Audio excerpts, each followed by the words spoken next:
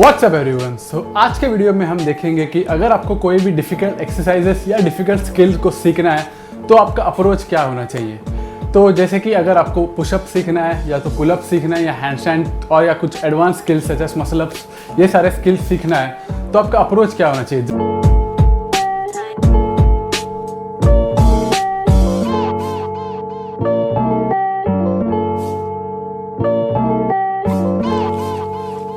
Generally मैं देखता हूँ कि what people do is they just try these exercises and give up। मतलब कि आप अगर पुलअप सीखना चाहते हो तो आप जस्ट पुलअप्स ट्राई करते हो और थोड़ा बहुत होने लगता है या नहीं होने लगता है, फिर आप छोड़ देते हो बोल के ये बहुत डिफिकल्ट है करके।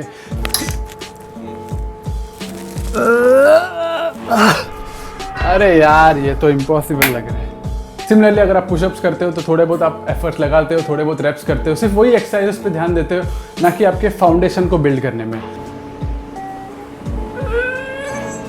अरे यार ये तो नहीं होने वाला है मुझसे।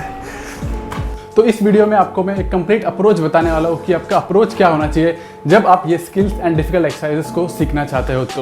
तो ये जो अप्रोचेस मैं आपको बताने वाला हूँ वो सबके लिए वैलिड है, just the exercises variations might change. So अगर आप बिगिनर हो तो भी यही अप्रोच आपको फॉलो करना है, अगर आप एडवांस लेवल पे हो तो भी आपको यही अप्रोच फॉलो करना है कोई भी एक्सरसाइजेस या नए स्किल को सीखने के लिए। तो जो फर्स्ट चीज़ जो आपको नोट करना है वो है कि आपको ये एक्सरसाइज को एज अ होल नहीं देखना है, आपको इसे डिवाइड करना है उसके कंपोनेंट्स में। अगर आपने ये कंपोनेंट्स को डिवाइड करके वर्क किया इस पे तो ये आप ये एक्सरसाइज को कंप्लीटली बिल्ड कर पाएंगे। तो ये जो कंपोनेंट्स होगा वो दो कंपोनेंट है, एक तो स्ट्रेंथ कंपोनेंट होगा और एक मोबिलिटी कंपोनेंट होगा।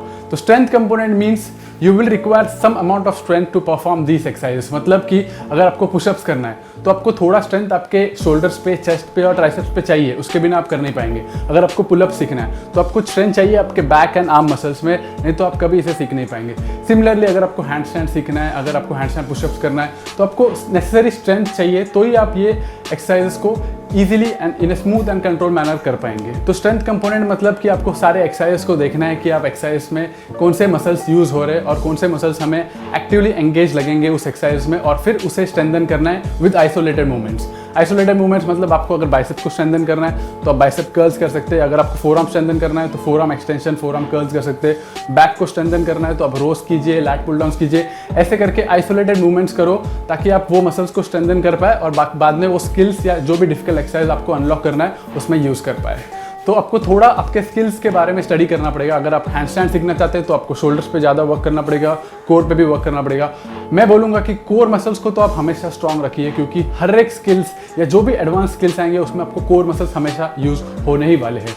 कोर मसल्स मतलब आपका एब्स नहीं, आपका लोअर बैक भी, एब्स भी, आपका एंटायर बैक एंड आपका ग्लूट्स भी, ये सारे मसल्स कोर में आते हैं। उसे हमेशा आप स्टिफ एंड स्ट्रॉन्ग रखिए ताकि आप बाकी स्किल्स ईजिली कर पाए। जो सेकंड कंपोनेंट आता है वो जनरली ओवरलुक होता है, वो है आपका mobility component of that skill. तो हर एक जो भी एक्सरसाइजेस एंड डिफिकल्ट स्किल्स जो आप लर्न करना चाहते हैं उसका एक मोबिलिटी कंपोनेंट भी होता है।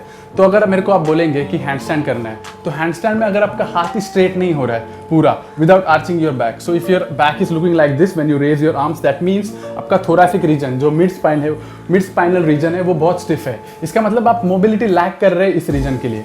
और अगर आप बिना मोबिलिटी को ध्यान रखते हुए ये स्किल सीखने गए तो देयर आर चांसेस कि आपको इंजरी भी हो सकता है। तो पहला चीज़ आपको करना है कि आपको इस स्किल का मोबिलिटी रिक्वायरमेंट्स को चेक करना है। तो अगर आपको हैंडस्टैंड सीखना है तो आपका overhead mobility should be good, अगर आपको पुलअप सीखना है तो भी आपका overhead mobility should be good, and अगर आपको पिस्टल स्क्वाट सीखना है तो आपको डीप स्क्वाट में पहले बैठने होना चाहिए, फिर ही आप पिस्टल स्क्वाट्स को अनलॉक कर पाएंगे। क्योंकि अगर आप जब तक आपका जॉइंट्स जैसे कि hips and knees completely flex नहीं हो रहा है तब तक आप नीचे कैसे बैठ पाएंगे कंफर्टेबली।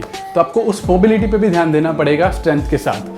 सिमिलरली जब आप पुशअप सीख रहे हो तो ऐसे बिगिनर्स के लिए पुशअप्स भी बहुत डिफिकल्ट हो जाता है, तो उसके लिए भी आपको एक certain amount off shoulder mobility चाहिए। क्योंकि जब आप नीचे जाते हो पुशअप्स में तो आपका देख रहे हैं आप शोल्डर एक्सटेंशन में जा रहे हैं, तो आपको एक शोल्डर मोबिलिटी पे भी थोड़ा वर्क करना पड़ेगा ताकि आप कंफर्टेबली नीचे से ऊपर कंप्लीट रेंज ऑफ मोशन में पुशअप्स परफॉर्म कर पाओ।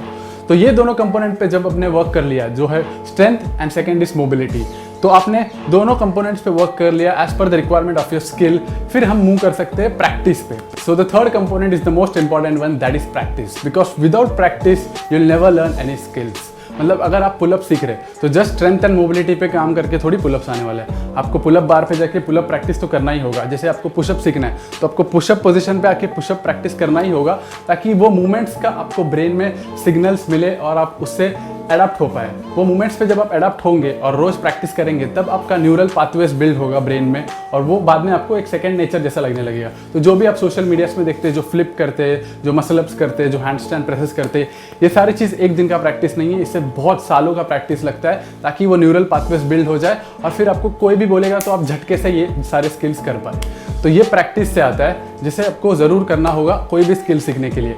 जस्ट स्ट्रेंथ एंड मोबिलिटी से होगा नहीं। Strength and mobility will provide you the support and necessary requirements, but practice will build you stronger with that skill. So that's the most important thing which you have to do.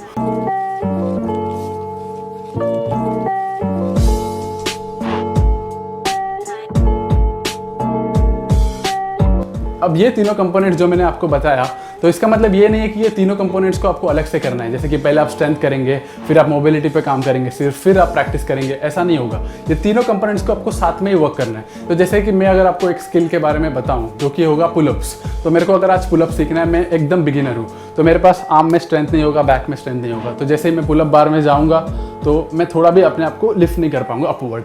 तो इसका मतलब ये नहीं कि आप कभी सीख नहीं पाओगे, it's not impossible. You can work on this when you break down the pullups. So मैं जाऊंगा और स्ट्रेंथ कंपोनेंट पे वर्क करूंगा। पहले मैं जाके अपने बाइसेप्स को स्ट्रेंथन करूंगा, अपने फोरआर्म्स को स्ट्रेंथन करूंगा और अपने बैक को स्ट्रेंथन करूंगा, और साथ ही में मैं उसका रिग्रेस्ड वेरिएशन को प्रैक्टिस करूंगा।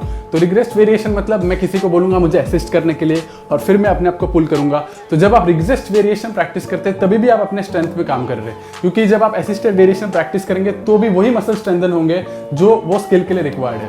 तो उसे भी आपको साथ ही में प्रैक्टिस करना है। और उसके साथ अगर आपको लग रहा है कि आपका फुल रेंज नहीं हो रहा है या आपको जॉइंट्स पे बहुत स्टिफ फील हो रहा है जो भी स्किल आप प्रैक्टिस कर रहे हो उसमें, तो उसके साथ आपको उसके रिक्वायर्ड मोबिलिटीज को भी प्रैक्टिस करना है। तो जो भी मोबिलिटी ड्रिल्स आपको लगने वाले हैं, जैसे कि शोल्डर मोबिलिटी हो सकता है, हिप मोबिलिटी हो सकता है, तो उसको भी आप strength and assisted variations practice के साथ ऐड करना, मोबिलिटी ड्रिल्स को भी। तो जब आप ये तीनों चीज़ साथ में करेंगे और इसे प्रैक्टिस करते रहेंगे रिपीटेडली, तो आप देखेंगे कि एक दिन आपसे जो डिजायर्ड आपका स्किल है वो आप इजीली अनलॉक कर पाएंगे। तो इस अप्रोच को फॉलो करना हमेशा, जब आपको कोई भी एक्सरसाइज डिफिकल्ट लगता है।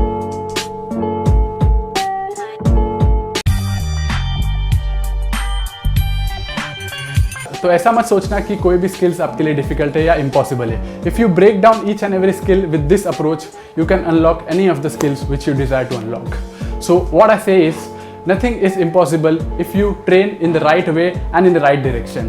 So इस अप्रोच को ज़रूर फॉलो करना और मुझे बताना कि कैसे आप कर रहे हो, और अगर आपको कोई भी स्किल्स में डिफिकल्टी आ रहा है इस अप्रोच को ऐड करने में, तो कमेंट ज़रूर करना, ताकि मैं आपके लिए एक कंप्लीट डिटेल वीडियो बनाऊँ इस अप्रोच को फॉलो करके कोई भी एक स्किल्स पे जो आपको डिफिकल्ट लग रहा है अनलॉक करने के लिए। तो हम मिलते हैं नेक्स्ट वीडियो पे। Till then stay supple, stay strong.